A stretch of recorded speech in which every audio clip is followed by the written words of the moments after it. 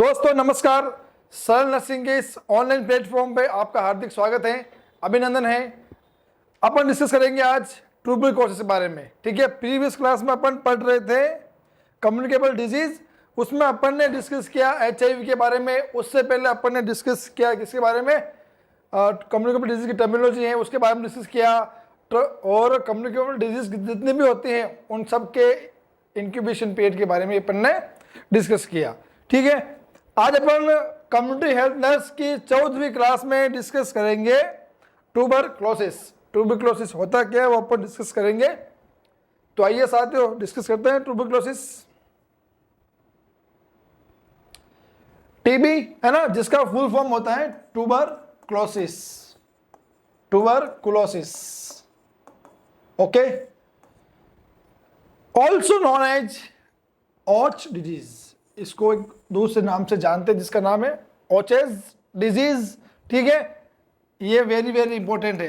Tuberculosis day कब celebrate किया जाता है? 24 मार्च को। ट्यूबरकुलोसिस डे 24 मार्च को सेलिब्रेट किया जाता है। ठीक है साथियों, कॉज्ड बाई, ये किस पॉजिटिव एजेंट की वजह से होता है? अपन ने डिस्कस कर रखा है ये किस पॉजिटिव एजेंट की वजह से होता है। माइको बैक्टीरियम,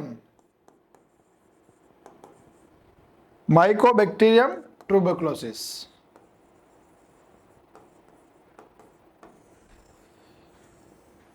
इस स्लाइड में जो इंपॉर्टेंट चीज है वो है टीबी डे कब सेलिब्रेट किया जाता है? 24 मार्च को।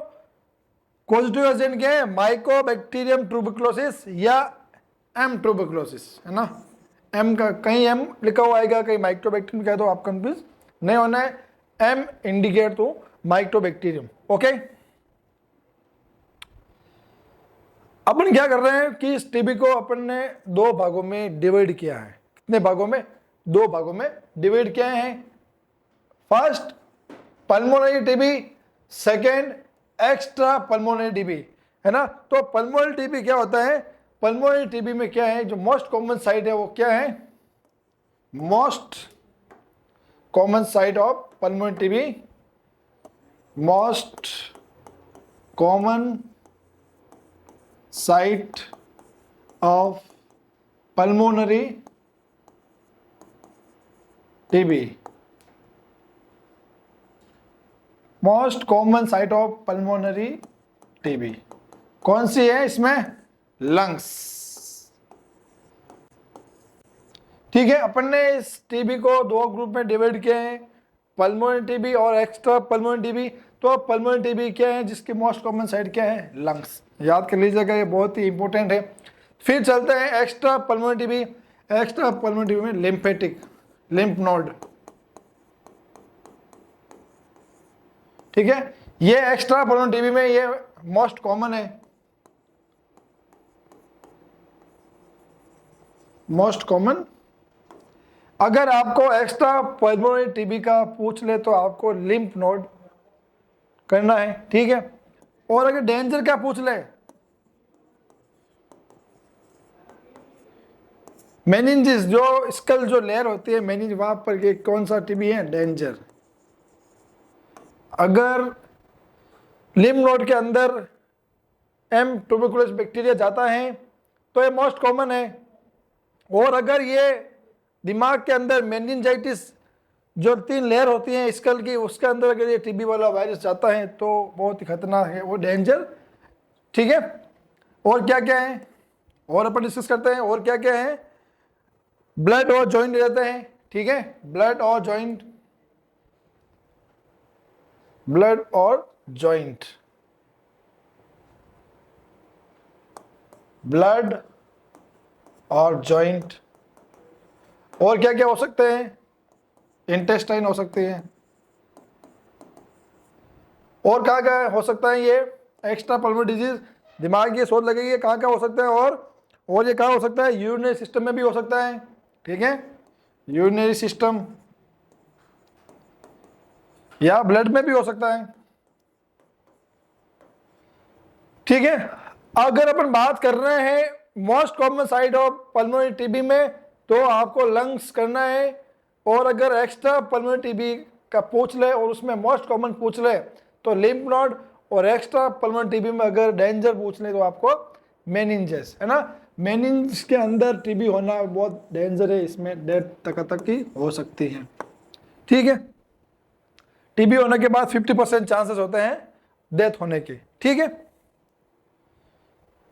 अब अपन डिस्कस करते हैं की पॉइंट्स, कुछ की पॉइंट्स है एग्जाम को लेके, वो अपन करते हैं डिस्कस कि ट्यूबरकुलोसिस बैसिलस वाला जो बैक्टीरिया है वो कितने देर सर्वाइव करता है, ठीक है। स्पुटम के अंदर कितनी देर सर्वाइव करता है और इस ड्रॉपलेट के अंदर कितनी देर सर्वाइव करता है, ठीक है। स्पुटम के अंदर 24 आवर्स तक सर्वाइव करता है, ठीक है। और ड्रॉपलेट के अंदर ये कब तक सर्वाइव करता है, 10 डेज तक।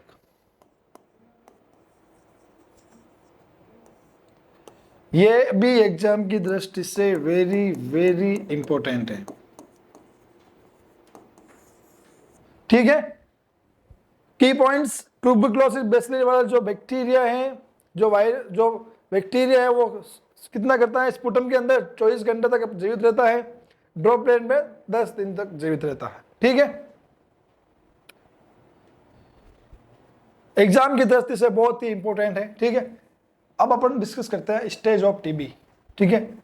अपन ने टोटल 4 स्टेज में टीबी को डिवाइड किया है। फर्स्ट स्टेज में क्या है, कोई सिम्टम दिखाई नहीं देंगे, कोई सिम्टम दिखाई नहीं दे रहे, मतलब असिम्टोमेटिक, असिम्टोमेटिक। बट ये कंडीशन और डाल देते हैं, लेकिन क्या कि जो बैक्टीरिया है वो बॉडी के अंदर प्रवेश कर चुका है, बैक्टीरिया इन बॉडी। सिम्टम तो नहीं दर्शा रहा लेकिन वो बॉडी के अंदर प्रवेश कर चुका है, तो ये फर्स्ट स्टेज है, ठीक है। बात करते हैं सेकेंड स्टेज की, माइल्ड सिम्टम। फर्स्ट में क्या है, सिम्टम बता ही नहीं रहा था, ठीक है। और बात करते हैं सेकेंड स्टेज की, माइल्ड सिम्टम, कुछ हल्के लक्षण दिखाएगा टीबी अपने, और मॉन्टेक्स टेस्ट पॉजिटिव आएगा। जो मॉन्टेक्स टेस्ट होता है टीबी के लिए वो क्या आएगा, पॉजिटिव आएगा सेकेंड स्टेज में, ठीक है। स्पुटम टेस्ट नेगेटिव आएगा, स्पुटम टेस्ट क्या आएगा, नेगेटिव आएगा, ठीक है। अब बात करते हैं अपन थर्ड स्टेज में। थर्ड स्टेज में क्या है, ये मोस्ट इन्फेक्शियस स्टेज है। क्या है, मोस्ट इन्फेक्शियस स्टेज है। स्पुटम कल्चर इसमें क्या होगा, पॉजिटिव आएगा। किसमें, थर्ड स्टेज में स्पुटम कल्चर आएगा पॉजिटिव। और फोर्थ स्टेज जो होती है टीबी की, वो बहुत ही डेंजर, बहुत ही खतरनाक होती है। इसमें क्या होता है, वेट लॉस होता है बहुत जल्दी से, ठीक है। तो फोर्थ स्टेज बहुत ही डेंजर स्टेज है, इसमें सारे होंगे, सारे साइन एंड सिम्टम लक्षण दिखाई देंगे, वेट लॉस होगा, ठीक है। सारे जो भी टीबी टेस्ट है वो क्या आएंगे, पॉजिटिव आएंगे, ठीक है। अब अपन बात करते हैं क्लिनिकल फीचर्स या sign and symptom of TB, sign and symptoms of TB. Tuberculosis या टीबी के साइन एंड सिम्टम क्या होंगे। पहला sign and symptom, cough 2 to 3 weeks, ठीक है। 2 से 3 सप्ताह तक क्या रहेगी, लगातार खांसी रहेगी, कफ रहेगी, फीवर रहेगा। फीवर कैसा होगा, माइल्ड टू सीवियर या मॉडरेट टू सीवियर, ठीक है। चेस्ट पेन होगा। अब चेस्ट पेन क्यों होगा, due to pleural infusion. Pleural infusion की वजह से क्या होगा, चेस्ट पेन होगा, ठीक है। आप सब जानते हैं प्लूरल इन्फ्यूजन क्या होता है, ठीक है। वेट लॉस भी होगा, ठीक है, स्वेटिंग भी होगी, एंजाइटी भी होगी टीबी को लेके, नोजिया वोमिटिंग भी होगा, ठीक है। हिमोप्टाइटिस, इसको क्या बोलते हैं, ब्लड इन स्पुटम, है ना। वापस यह मैं लिख रहा हूं, नोट कर लीजिएगा, ये बहुत ही इंपॉर्टेंट टर्म है, हिमोप्टाइटिस, ठीक है। It means blood in sputum.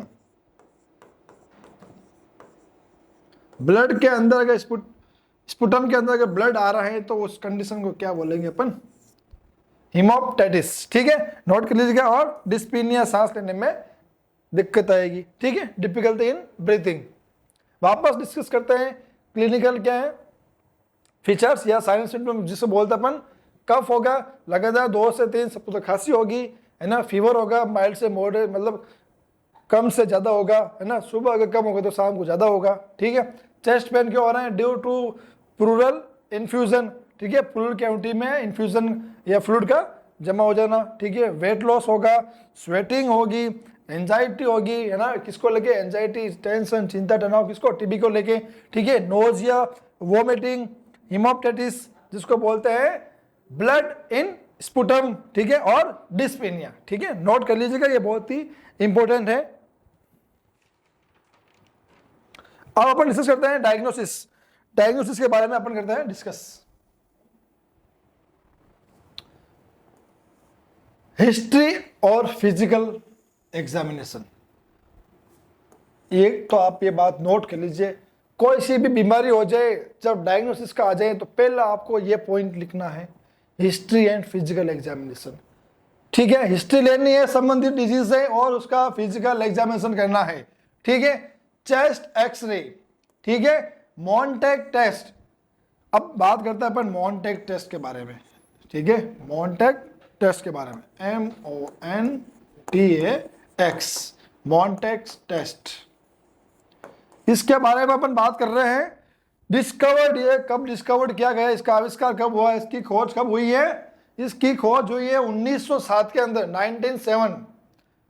Van पेरिक्यूट, जो वैज्ञानिक है जिनका नाम है वैन पेरिक्यूट, इसने 1907 के अंदर मॉन्टेग टेस्ट की क्या की, खोज की, ठीक है। अब इसमें क्या है, give PPD, give PPD, PPD क्या होता है, ये प्यूरिफाइड प्रोटीन डिराइव्ड, या मैं लिख रहा हूं वापस नोट कर लीजिएगा आप इसका फुल फॉर्म, PPD का प्योरीफाइड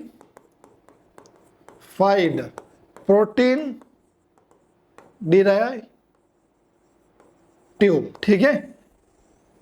अब ये क्या है, ये जो इसकी वाइल आती है 0.1 ml लेंगे अपन, टेस्ट कर रहे हैं 0.1 ml लेंगे सिरिंज में, और रूट कौन सा होगा, ID, इंट्राडर्मल, ठीक है। और रिजल्ट आपको देखने को मिलेगा कब, 48 to 72 आवर्स के बाद।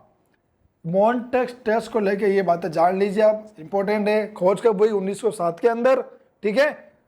किसने की, वैन पेरिक्यूट ने की, ठीक है। इसमें क्या होता है, PPD purified protein derivative, dose होती है 0.1 ml, इसका जो रूट होता है वो ID, intradermal.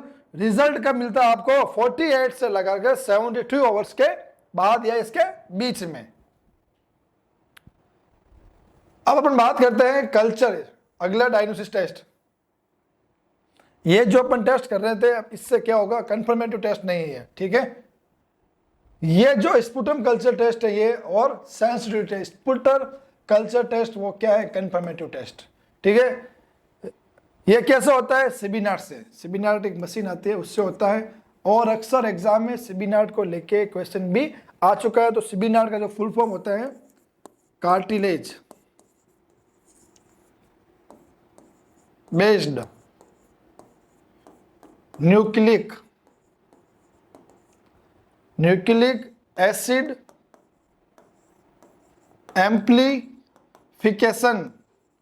Amplification test, note कर लीजिएगा आप इसको फुल फॉर्म को।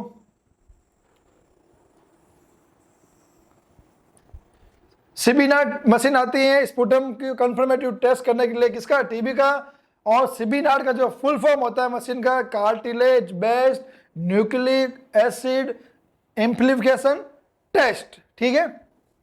अगला डायग्नोसिस, ठीक है, डायग्नोसिस तो अपन डिस्कस कर लिए हैं, वापस देख लेते हैं कौन है। History and physical examination, chest X ray, Mantoux test, कितना लेंगे अपन, 0.1 ml, रूट देंगे ID, ठीक है। रिजल्ट 48 से 72 आवर्स के बाद मिलेगा आपको, ठीक है। और मॉन्टेग से 1907 के अंदर शुरुआत हुई, इसकी खोज की किसने की, वैन पेरिक्यूट ने, और कंफर्मेटिव टेस्ट जो होता है वो होता है स्पुटम कल्चर से, ठीक है। और मशीन का जो नाम होता है वो होता है सिबिनार्ड मशीन। ये एक प्रकार की मशीन है टीबी को टेस्ट करने के लिए, जिसका फुल फॉर्म होता है cartilage based nucleic acid amplification test, ठीक है। अब हम बात करते हैं ट्रीटमेंट की, ट्रीटमेंट ऑफ ट्यूबरक्लोसिस। ट्यूबरक्लोसिस का ट्रीटमेंट, अपन ने ट्रीटमेंट को दो भागों में बांटा है, ठीक है। 2 लाइन ट्रीटमेंट, ठीक है। फर्स्ट लाइन ट्रीटमेंट जिसको अपन बोलते हैं डोट्स थेरेपी, डोट्स थेरेपी, ठीक है। और ये जितने भी ये डोज है ना, आइसोनाइड है, रिफाम्सिन है, पैरानाइडिन है, इथाम्बुटेलर है, स्ट्रेप्टोमाइसिन है, ये सारे क्या है, बैक्टीरियोसाइडल ड्रग्स हैं। ये जितनी भी ड्रग्स हैं बैक्टीरियोसाइडल ड्रग हैं, और इनको क्या बोलते हैं, डोट्स थेरेपी। एक तो ट्रीटमेंट ये हो गया, ठीक है। फर्स्ट लाइन ट्रीटमेंट में क्या देंगे अपन, ओनली फॉर डोट्स थेरेपी। फिर अपन बात करते हैं second line treatment. Second line treatment में अपन क्या होता है, second line treatment,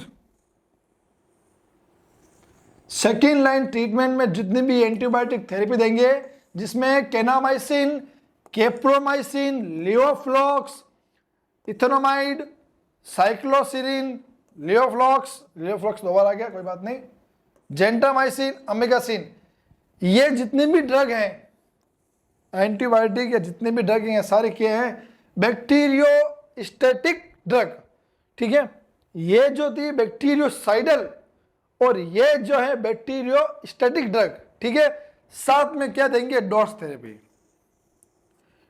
second line treatment में डोट्स थेरेपी के साथ एंटीबायोटिक भी थेरेपी देते हैं। और फर्स्ट लाइन ट्रीटमेंट में ओनली फॉर डोट्स थेरेपी देते हैं without any antibiotics.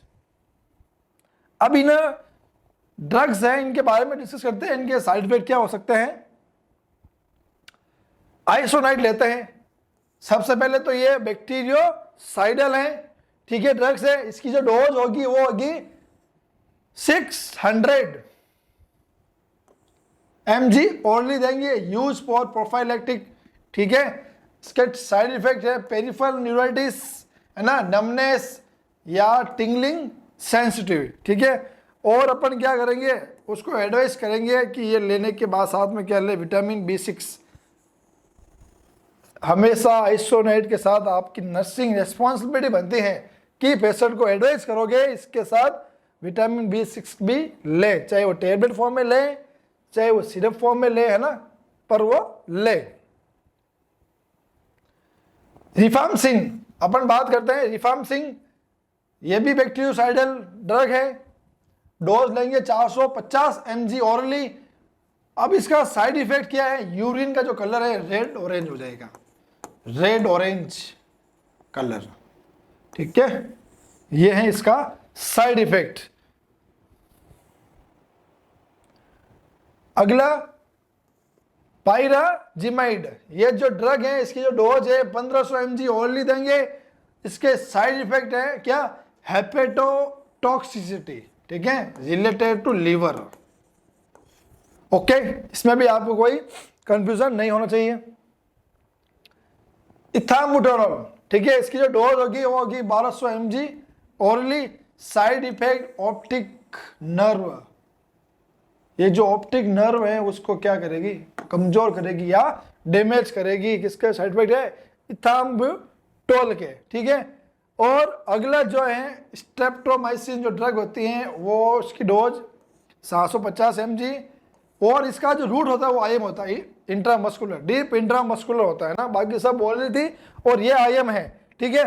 Side effect की अपन बात करें तो 8th क्रेनियल नर्व को वीक करेगा या डैमेज करेगा, ठीक है। और 8th क्रेनियल नर्व कौन सी होती हैं बताओ साथियों, वेस्टिबुलोकोक्लियर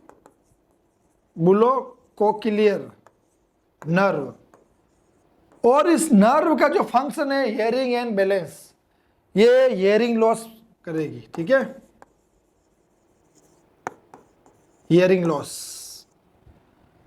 स्ट्रेप्टोमाइसिन ड्रग 750 mg देंगे कब? IM। और इसके साइड इफेक्ट क्या है? जो आर्टरी केनियन नर्व होते हैं उसको करेगी वीक या डैमेज, और आर्टरी केनियन नर्व होते हैं वेस्टिबुलोकोक्लियर नर्व, जिसका मेन फंक्शन होता है हियरिंग एंड बैलेंस। और अगर ये इसको वीक करेगी तो क्या होगा? हियरिंग एंड बैलेंस कमजोर होगा और खत्म होने के भी पूरे चांसेस हैं। ठीक है, अब हम बात करते हैं स्टॉप टीबी स्ट्रेटजी की। स्ट्रेटजी है ना, ये WHO ने लॉन्च किए हैं स्टॉप टीबी स्ट्रेटजी, है ना। स्ट्रेटजी का मतलब रूपरेखा, या है ना। अब जैसे कोई मैच होता है तो टीम पहले उस मैच को जीतने के लिए अपनी स्ट्रेटजी तैयार करती है, कौन पहले बॉलिंग करेगा कौन बैटिंग करेगा, तो स्ट्रेटजी है।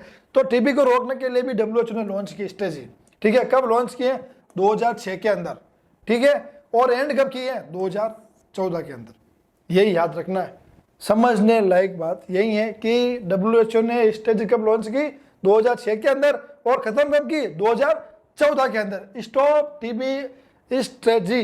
ठीक है, एक जैसे IPL में होता है स्ट्रेटेजिक टाइम आउट, है ना, तो इसमें स्ट्रेटेजिक टाइम आउट में क्या होता है? रूपरेखा रणनीति तय करती है टीम की, अब हमें क्या करना है। ठीक है, अब हम बात करते हैं, इन मई 2012 में निष्क्रिय सॉफ्टवेयर लॉन्च किया गया सरकार द्वारा। 2012 के अंदर, मई 2012, इंपॉर्टेंट चीज है, आप नोट कर लीजिएगा। निष्क्रिय स्कीम या निष्क्रिय सॉफ्टवेयर लॉन्च किया गया। इसका जो मेन मोटो है, गोल है, उद्देश्य क्या है? डायरेक्ट बेनिफिट जो ट्रांसफर करना स्कीम थ्रू द निष्क्रिय, जो बेनिफिशियरी हैं, जो टीबी पेशेंट जिनको मिलते हैं, जिनको पोषार वगैरह जो भी मिलते हैं, सामान मिलते हैं, कुछ राशि भी मिलती है, तो वो डायरेक्ट निश्चय ऐप की सहायता से उसको मिल जाए। ठीक है, एक बार वापस अपन रिकैप करते हैं आज की क्लास को। ठीक है, ध्यान दीजिएगा। ठीक है, TB tuberculosis also known as a Koch disease. ठीक है, टीबी डे सेलिब्रेट कब किया जाता है? 24 मार्च को, कोज बाई माइक्रोबैक्टीरियम ट्यूबरकुलोसी। ठीक है, अपन ने दो भागों में बांटा है, pulmonary TB, extra pulmonary TB. ठीक है, पल्मोनरी टीबी को अपन ने जो मोस्ट कॉमन साइट होती है लंग्स होती है, और एक्स्ट्रा में क्या होती है? लिम्फ नोड है। ठीक है, मेनिंजाइटिस, ब्लड और जॉइंट टीबी, इंटेस्टाइनल टीबी, ठीक है, यूरिनल टीबी और ब्लड टीबी। ठीक है, और क्या क्या टीबी हो सकती है बताइए साथियों, आप भी बताइए कौन कौन सी हो सकती है। और अपन इसमें और ऐड कर सकते हैं फेलोपियन टीबी, फेलोपियन टीबी, और ऐड कर सकते हैं अपन स्पाइन टीबी। ठीक है, कंफ्यूज नहीं होना है, बस आपको की पॉइंट्स हैं। स्पुटम के अंदर टीबी का जो वायरस है वो 24 घंटे तक सर्विलेंस या जीवित रहता है, ड्रॉप ब्लड के अंदर 10 दिन तक जीवित रहता है। इंपॉर्टेंट पॉइंट है ये भी। अब अपने टीबी को 4 स्टेज में बांटे हैं। फर्स्ट स्टेज में क्या होता है? बैक्टीरिया अंदर तो होता है लेकिन कोई अपने साइन एंड सिम्टम नहीं बताता है, तो फर्स्ट स्टेज इतनी डेंजर नहीं है। सेकेंड क्या है? माइल्ड सिम्टम दर्शाता है, मॉन्टेक टेस्ट पॉजिटिव आता है सेकेंड स्टेज में, और स्पुटम टेस्ट नेगेटिव आता है। दोनों इंपॉर्टेंट है। सेकेंड स्टेज में मॉन टेस्ट तो आएगा पॉजिटिव और स्पुटम आएगा नेगेटिव। तो इससे क्या साबित होता है कि ये जो मॉन्टेक टेस्ट है वो क्या है? कंफर्मेटिव टेस्ट नहीं है। कंफर्मेटिव टेस्ट कौन सा है? स्पुटम टेस्ट, जो उसे किसकी मदद से होता है? सीबी नाट की मदद से। CB NAAT, okay.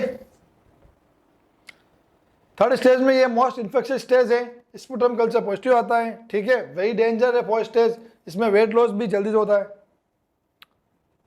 Sign and symptom cough, fever, chest pain, weight loss, sweating, ठीक है, एंजाइटी, नोजिया, वॉमिटिंग, हेमाटाइटिस जिसका मीन्स होता है ब्लड इन स्पुटम, और डिस्पीनिया, डिफिकल्टी इन रेस्पिरेशन। ठीक है, diagnosis, history and physical examination, chest X ray, Mantoux test. ठीक है, कितना दोगे? 0.1 ml आईडी रूट होगा, और रिजल्ट कब आएगा? 48 आवर्स के या 72 आवर्स के बाद या इसके बीच में। Sputum culture test confirmative test है ये, सिबिनाट जिससे बोलते अपन, सिबिनाट मशीन भी आती है, उससे ये स्पुटम टेस्ट किया जाता है। सिबिनाट का फुल फॉर्म होता है cartilage based nuclei acidic amplification test. Treatment of disease, treatment को अपने दो भागों में बांटा है। First line treatment only four dose therapy होती है, ठीक है, विदाउट एनी एंटीबायोटिक्स, और ये सारी जो ड्रग होती है क्या होती है? बैक्टीरियोसाइडल ड्रग होती है। सेकेंड लाइन ट्रीटमेंट में सारे एंटीबायोटिक थेरेपी आएगी और साथ में डोट्स भी ऐड हो जाएगा। और एंटीबायोटिक को बोलेंगे अपन बैक्टीरियोस्टैटिक ड्रग, ठीक है। सारे ये डोज वगैरह इनके जो भी है आप नोट कर लीजिएगा। साइड इफेक्ट क्या है इनके लाइजोनाइड के, ठीक है। रिफार्मसिन की डोज है 450, ठीक है। इसका जो साइड इफेक्ट है, यूरिन का जो कलर है वो रेड ऑरेंज कलर हो जाएगा, ठीक है। पैराजिमाइड का जो डोज है 1500 mg ऑयली है। साइड इफेक्ट हेपेटोटॉक्सिटी है रिलेटेड टू लीवर, ठीक है। इथामुटोल 1200 mg oily, side effect optic nerve को ये करेगा, साइड इफेक्ट करेगा, इफेक्ट करेगा। स्टेप्टोमाइसिन ये ओनली IM है, ऑयली आता नहीं है ये। और ये 750 mg, ये इसका जो 8th कैरियर नर्व को क्या करेगा, वीक करेगा। और 8th कैरियर नर्व होती है वेस्टिलो कोक्लियर नर्व, जिसका जो मेन फंक्शन होता है हियरिंग बैलेंस, तो क्या करेगा, हियरिंग बैलेंस को लॉस करेगा। फिर WHO ने इस टीबी को रोकने के लिए एक स्टॉप टीबी स्ट्रेटजी लॉन्च की थी, कब की, 2006 के अंदर, और खत्म 2014 के अंदर, ठीक है। फिर निस अपन बात करते हैं सरकार, भारत सरकार की। भारत सरकार ने निस के स्कीम सॉफ्टवेयर मई 2012 के अंदर लॉन्च किया। क्यों किया कि डायरेक्ट जो भी DP वाले पेशेंट है उनको सारा बेनिफिट इसके माध्यम से मिल जाए। तो धन्यवाद दोस्तों, आज की क्लास में अपन ने टीबी के बारे में डिस्कस किया। धन्यवाद।